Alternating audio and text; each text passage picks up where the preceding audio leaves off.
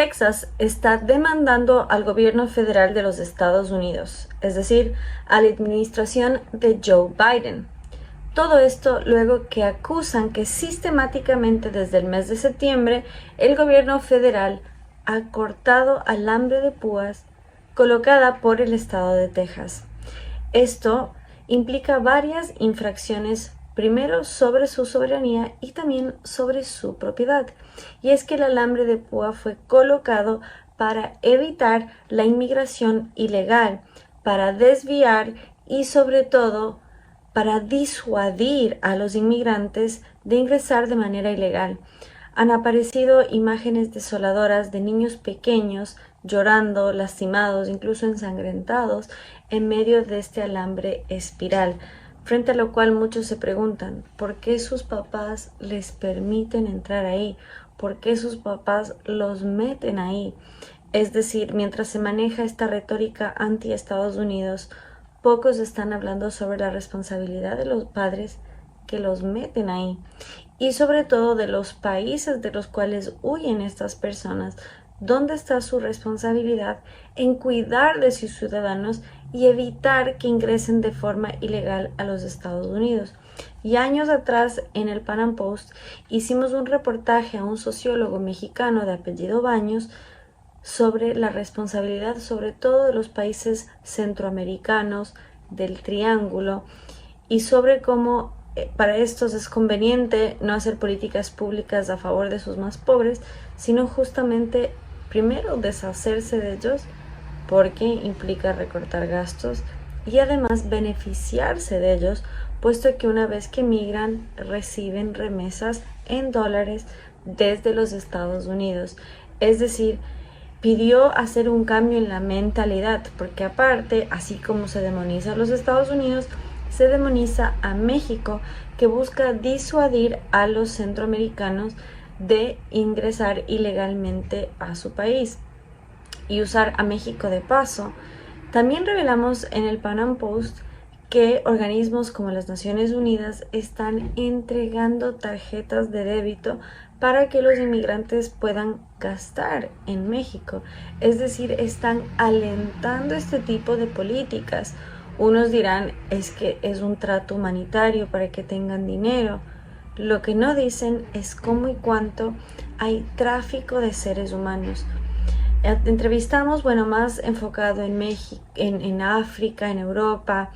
Entrevistamos a un sacerdote, al Pater Góngora, sobre cómo hay literal esclavitud y tráfico de seres humanos en estas redes. Es decir, hay una falla en la retórica donde quien cuestiona la inmigración ilegal es vista como el malo y quien promueve la inmigración ilegal es el bueno.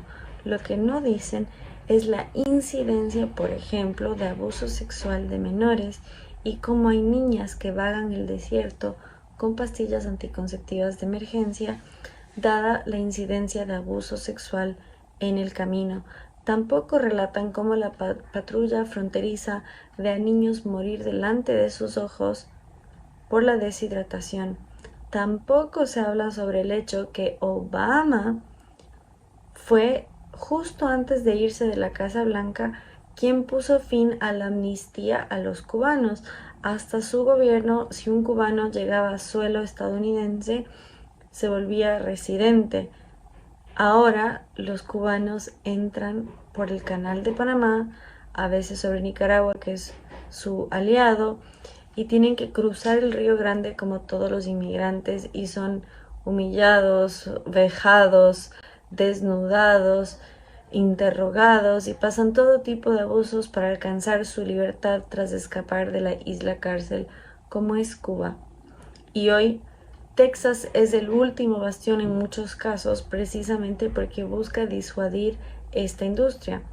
Recientemente además sacamos a la luz cómo hay amenaza que ingresen terroristas fundamentalistas islámicos desde el Medio Oriente en vista de la tensión que se vive entre Israel y Palestina y cómo han entrado al menos 173 terroristas en el 2023 y cómo hay un aumento significativo en proporción al 2022.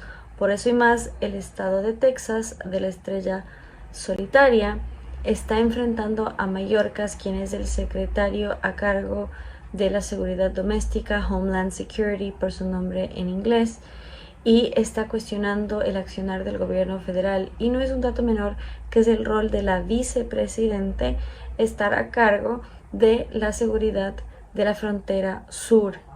Justamente por su inacción en esta zona es que Kamala Harris ha bajado en su popularidad, y pese a las especulaciones que ella podía reemplazar a Biden por su avanzada edad, por su presunta senilidad, es que se ve que no ha sido viable, se ve que no se ha impulsado porque realmente no goza con la popularidad. Además que por supuesto sería un caos que un presidente entregue el poder, pero ella ni siquiera ha sido presentada como candidata para el 2024, muy por el contrario, Biden es quien lleva la delantera por el partido demócrata.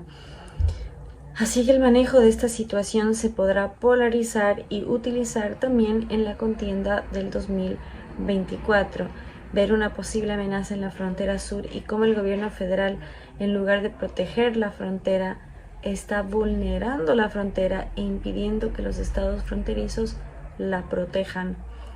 Para más noticias desde esta óptica, contando a los ciudadanos sobre qué es lo que sucede, no olviden seguirnos, activar la campanita y suscribirse al Pana Post.